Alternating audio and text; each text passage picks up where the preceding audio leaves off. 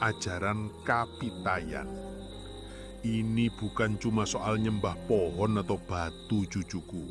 Ini ajaran tauhid yang luar biasa. Jauh sebelum agama-agama besar masuk ke Nusantara, leluhur kita itu sudah punya konsep ketuhanan yang adiluhung. Mereka menyebutnya Sang Yang Taya. Taya itu artinya kosong, tidak ada. Loh, kok Tuhan dibilang kosong?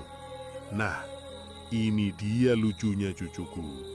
Kosong di sini bukan berarti nggak ada, tapi ada dalam ketiadaan. Dia itu ada di mana-mana, meliputi segalanya, tapi nggak bisa dijangkau sama panca indera kita yang terbatas ini. Ibarat sinyal wifi, cucuku. Nggak kelihatan, tapi ada di mana-mana dan bisa bikin kita koneksi sama dunia. Kalau Sang Yang Taya ini bisa bikin kita koneksi sama Yang Maha Kuasa. Jadi kalau ada yang bilang leluhur kita itu animisme, dinamisme, atau apalah itu, suruh mereka ngopi dulu sama kiai, biar otaknya encer. Nah, terus ada lagi konsep suwung. Ini juga bikin geleng-geleng kepala. Suwung itu artinya kekosongan. Tapi kekosongan yang ini bukan kosong melompong kayak dompet di akhir bulan, cucuku. Ini kekosongan yang maha ada, maha sadar, maha kuasa. Dari suwung inilah segala sesuatu berasal, dan ke suwung pula lah segala sesuatu akan kembali. Ibarat cloud storage zaman sekarang, cucuku. Semua data, semua informasi, semua kehidupan tersimpan di sana. Nggak kelihatan, tapi ada. Dan kalau kita bisa akses suwung ini, wah jangan tanya. Pikiran jadi plong, hati jadi tentrem, masalah seberat apapun jadi kelihatan enteng. Jadi, kalau zaman sekarang banyak yang stres, banyak yang depresi, mungkin karena mereka lupa sama suwung. Sibuk ngisi kepala sama drama, sibuk ngisi dompet sama cicilan, sampai lupa ngisi hati sama kekosongan yang maha kaya ini. Nah, lalu ada kejawen. Ini bukan agama, cucuku, tapi lebih ke laku hidup, filosofi. Kejawen itu kayak aplikasi super yang isinya kompeten, ilmu yang bikin kita peka sama tanda-tanda alam, tanda-tanda kehidupan. Ibarat big data analytics zaman sekarang, cucuku.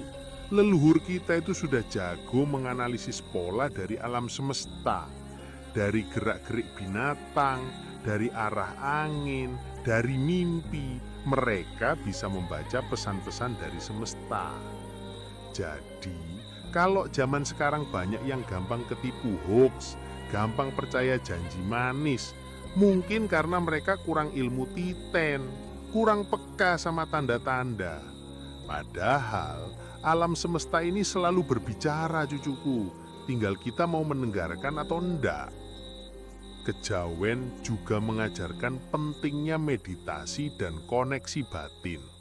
Di tengah hiruk pikuk notifikasi, di tengah bisingnya klakson kendaraan, leluhur kita mengajarkan untuk menepi sejenak, menarik diri ke dalam, mencari ketenangan di tengah badai.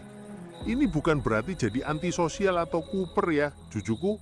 Ini justru cara untuk ngisi ulang energi, biar nggak gampang lobet, biar nggak gampang emosi, biar nggak gampang baper. Kalau hati sudah tenang, pikiran sudah jernih, mau menghadapi drama apapun di dunia ini, pasti enteng. Nah, ini yang paling seru, cucuku. Soal mistis dan supranatural. Banyak yang salah paham. Dikira mistis itu cuma soal hantu, soal santet, soal pesugihan. Halah, itu mah receh. Leluhur kita itu melihat mistis dan supranatural itu sebagai bagian dari dimensi lain kehidupan. Bukan untuk ditakuti, tapi untuk dipahami. Kidung-kidung mistis itu bukan cuma lagu seram, tapi isinya doa, mantra, filosofi yang mendalam. Ajian-ajian itu bukan cuma buat pamer kesaktian, tapi buat melatih diri, mengendalikan hawa nafsu, meningkatkan potensi diri. Khodam itu bukan cuma jin atau setan, tapi bisa jadi energi positif yang bantu kita kalau kita punya niat baik. Tapi ya itu, banyak yang cuma mau instan, mau waskita tapi nggak mau tirakat, mau sakti tapi nggak mau ngaji, maunya cuma hasilnya, nggak mau prosesnya.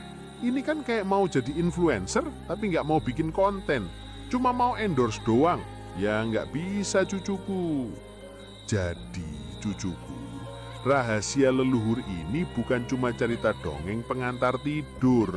Ini adalah ilmu, filosofi, laku hidup yang bisa bikin realitasnya ngawur ini kembali lurus, kembali waras, kembali bermakna. Kalau kita bisa memahami dan mengamalkan sedikit saja dari ajaran ini, dijamin realitas zaman now yang katanya gila ini akan terasa lebih damai, lebih tentrem, lebih guyup.